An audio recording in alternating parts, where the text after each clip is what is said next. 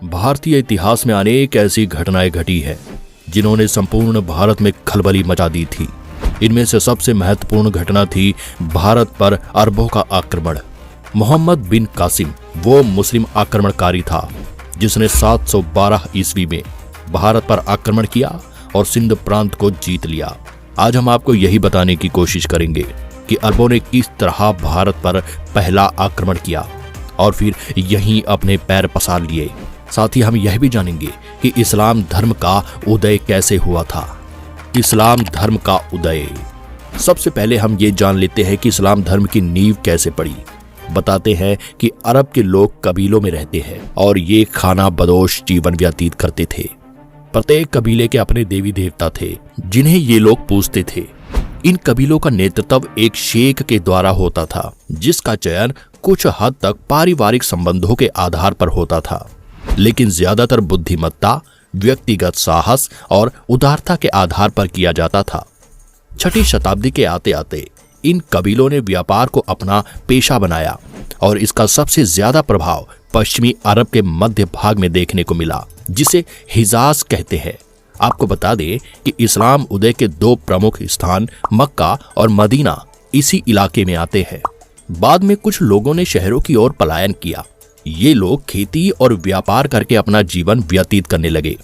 मक्का सबसे महत्वपूर्ण व्यापारिक केंद्र होने के साथ साथ एक मुख्य धार्मिक स्थल भी था। इस्लाम धर्म का जन्म 7वीं सदी में अरब देश में हुआ और इस धर्म के संस्थापक और प्रवर्तक हजरत मोहम्मद साहब थे। 612 ईस्वी के आसपास उन्होंने स्वयं को खुदा यानी अल्लाह का दूत बताया और अल्लाह के द्वारा बताए गए मार्ग को लोगों के सामने रखा। बताते हैं कि मोहम्मद साहब ने 15 वर्षों तक एक गुफा में रहकर चिंतन एवं मनन किया और उसके बाद उन्हें अल्लाह के दर्शन हुए। उन्होंने खादिजा नामक एक 45 वर्षीय धनी विधवा महिला के साथ धर्म प्रचार का काम करना प्रारंभ किया। कहते हैं कि यह महिला विश्व की पहली ऐसी महिला थी जिसने मोहम्मद साहब के नवीन इस्लाम धर्म को स्वीकार किया। बाद में मोहम्मद साहब ने खादिजा से विवाह कर लिया था। इस्लाम की स्थापना के बाद मोहम्मद साहब ने सारा जीवन खुदा के संदेशों और इस्लाम का प्रचार करने में लगाया। जिस समय मोहम्मद साहब ने इस्लाम धर्म की नींव रखी उससे पहले अरब के लोग प्राचीन अरबी धर्म का पालन करते थे। मक्का में कोई स्थायी राज्य या शासन नहीं था। यहाँ के लोगों में नशा करने और जुआ खेलने की बुरी आदतें थी। वैवाहिक संबंधों में भी स्थायित्व नहीं था और बेहुदे वाद प्रचलित था। मोहम्मद साहब ने अरब में प्रचलित अंधविश्वास और 300 से अधिक देवी देवताओं की मूर्ति पूजा की घोर निंदा की। ये मूर्तियां या चिन्ह काबा में रखे हुए थे। उन्होंने कहा कि हमें सिर्फ अल्लाह की आराधना करनी चाहिए। इस्लाम के शुरुआती समय में मोहम्मद साहब का मक्का और उसके इबादत गाह पर कब्जा था। मोहम्मद साहब का इस्लाम धर्म प्राचीन अरबी धर्म का विरोधी था। मक्का के समृद्ध लोगों को देवी देवताओं को ठुकराना बहुत बुरा लगा। ये लोग इस्लाम जैसे नए धर्म को मक्का की प्रतिष्ठा और समृद्धि के लिए खतरा समझने लगे। इसीलिए लोगों ने मोहम्मद साहब का खूब मजाक बनाया और भारी विरोध किया। तब मोहम्मद साहब को भागकर मदीना में शरण लेनी पड़ी। मोहम्मद साहब की इस यात्रा को हिजरा कहा जाता है और इसी दिन से मुसलमानों के हिजरी कैलेंडर की शुरुआत हुई। यह घटना 24 सितंबर 622 ईस्वी की है। मोहम्मद साहब ने खुदा को केंद्र में रखकर मदीना में अपने एक राज्य की स्थापना की। वे प्रथम मुस्लिम शासक थे, किंतु वे किसी भी अरब फिरके का नेता होने का दावा नहीं करते थे। उनके शासन का आधार कुरान थी। मोहम्मद साहब ने मदीना में इस्लाम धर्म को एक व्यवस्थित स्वरूप प्रदान किया। साथ ही उन्होंने अपने विरोधियों का भी डट कर मुकाबला किया। जानकारी के लिए बता दें कि इस्लाम धर्म में 2 ग्रंथ सबसे प्रमुख है। पहला कुरान और दूसरा हदीस। कुरान में वह ज्ञान संग्रहित है जो खुदा ने अपने दूत मोहम्मद साहब को दिया और हदीसा में स्वयं मोहम्मद साहब के द्वारा दिए गए उपदेशों का संग्रह है। मोहम्मद साहब अपने धर्म के विरोधियों के लिए युद्ध और राजनैतिक संगठनों दोनों का सहारा लेते थे। मदीना पर कुरैशों के आक्रमण के बाद 3 युद्ध हुए और इन सभी में मोहम्मद साहब की विजय हुई और वे कुरैश कबीले के शासक बन बैठे। इस तरह मोहम्मद साहब ने इस्लाम का प्रचार किया और हमेशा पैगंबर ही कहलाए।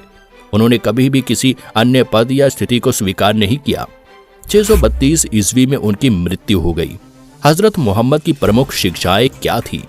हजरत मोहम्मद ने अपने अनुयायियों को 5 मुख्य शिक्षाएं दी थी, जो कि इस तरह है। नंबर 1, हजरत मोहम्मद का कहना था कि प्रत्येक मुसलमान को इस बात में विश्वास रखना चाहिए कि अल्लाह एकमात्र पूजनीय है और पैगंबर मोहम्मद उनके पैगंबर है। नंबर 2, हर एक मुसलमान को दिन में 5 बार नमाज अदा करना अनिवार्य है। नंबर 3, निर्धनों को जकात देना चाहिए, जकात एक प्रकार का दान है। नंबर 4, इस्लाम को मानने वालों को रमजान के महीने में रोजे रखने चाहिए। नंबर 5, प्रत्येक मुसलमान को अपने जीवन काल में एक बार जरूर हज यात्रा करनी चाहिए। पैगंबर मोहम्मद ने अपना कोई उत्तराधिकारी नियुक्त नहीं किया था, इसीलिए जनसाधारण ने उनकी मृत्यु के बाद अबू बकर को उनका उत्तराधिकारी बनाया, जिसे खलीफा कहा गया। हजरत मोहम्मद के बाद खलीफाओं ने इस्लाम धर्म को आगे बढ़ाया। उनके नेतृत्व में अरब के बाद मिस्र, ईरान, इराक और सीरिया जैसे देशों तक इस्लाम धर्म का विस्तार किया। इस्लाम इतिहास में अब्बास वंश के शासकों ने सबसे अधिक समय तक शासन किया। भारत पर अरबों का आक्रमण और इस्लाम धर्म का प्रवेश। भारत पर अरबों का पहला आक्रमण करीब 7वीं शताब्दी में हुआ था और इसके बाद इस्लामी आक्रमणकारियों ने बार बार भारत पर हमला कर यहाँ की मूल संस्कृति पर आघात किया और यहाँ इस्लाम धर्म की स्थापना की। इराक के हाकिम अल हज्जाज ने मोहम्मद बिन कासिम के नेतृत्व में अरबों को सिंध पर आक्रमण करने के लिए भेजा था। मोहम्मद बिन कासिम हज्जाज बिन यूसुफ का भतीजा और दामाद था। 712 ईस्वी में अरब आक्रमणकारी ने सिंध पर विजय हासिल की थी। हज्जाज उस वक्त इराक का राज्यपाल था।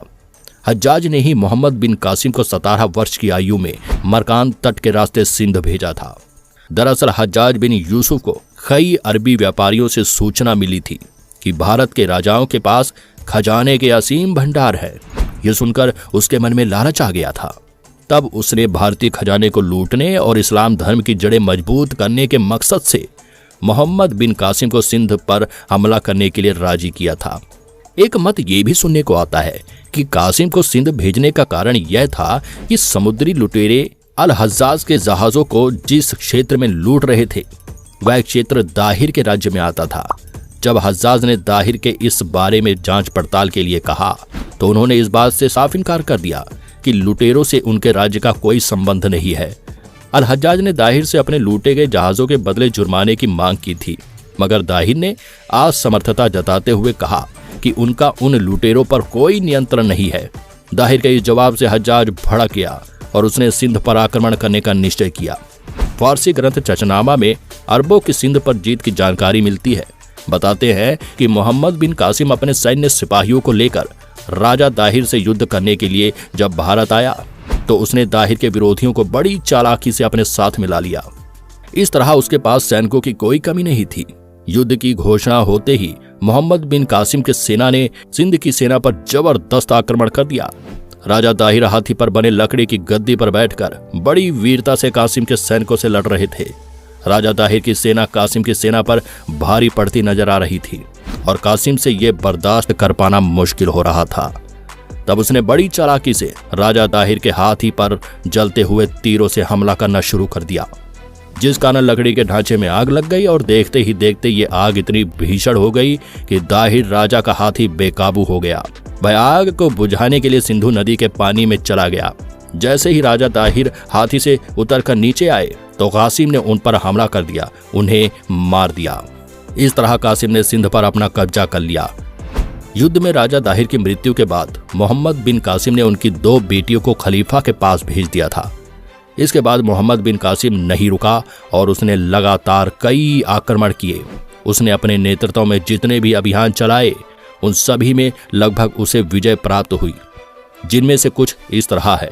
ब्राह्मणवाद पर अधिकार। ब्राह्मणवाद की सुरक्षा का दायित्व दाहिर के बेटे जयसिंह के ऊपर था। उसने कासिम के आक्रमण का बहादुरी के साथ सामना किया, लेकिन कुछ लोगों के विश्वासघात के कारण वह पराजित हो गया। ब्राह्मणवाद पर कासिम ने अपना अधिकार स्थापित कर लिया। आलोर विजय। ब्राह्मणवाद पर अधिकार के बाद कासिम आलोर पहुंचा। शुरुआत में आलोर के निवासियों ने कासिम का सामना किया, लेकिन अंत में उसकी ताकत की वजह से विवश होकर आत्मसमर्पण करना पड़ा। मुल्तान विजय। आलोर पर विजय प्राप्त करने के बाद कासिम ने मुल्तान की ओर रुख किया। यहाँ पर आंतरिक कलह के कारण विश्वासघातियों ने कासिम की सहायता की। उन्होंने नगर के जल स्रोतों की जानकारी अरबों को दे दी, जहां से दुर्ग निवासियों को जल की आपूर्ति की जाती थी। बाद में दुर्ग के सैनिकों ने आत्मसमर्पण कर दिया और कासिम का नगर पर अधिकार हो गया। इस नगर में मीर कासिम को इतना धन मिला कि उसने इसे स्वर्ण नगर नाम दिया। इस तरह अरबों यानी मुस्लिम आक्रमणकारियों ने भारत पर अपना पहला आक्रमण कर यहाँ धीरे धीरे अपने पैर जमाने शुरू कर दिए थे। उन्होंने भारतीय धर्म व संस्कृति को तहस नहस करने में कोई कसर नहीं छोड़ी। उम्मीद करते हैं आपको इस जानकारी से काफी कुछ समझने को मिला होगा और नया सीखने को भी मिला होगा। अगर आप चैनल पर नए हैं तो चैनल को सब्सक्राइब करके बेल आइकन जरूर प्रेस करें, ताकि हमारी आने वाली वीडियो की नोटिफिकेशन आपको सबसे पहले मिले। Thanks for watching.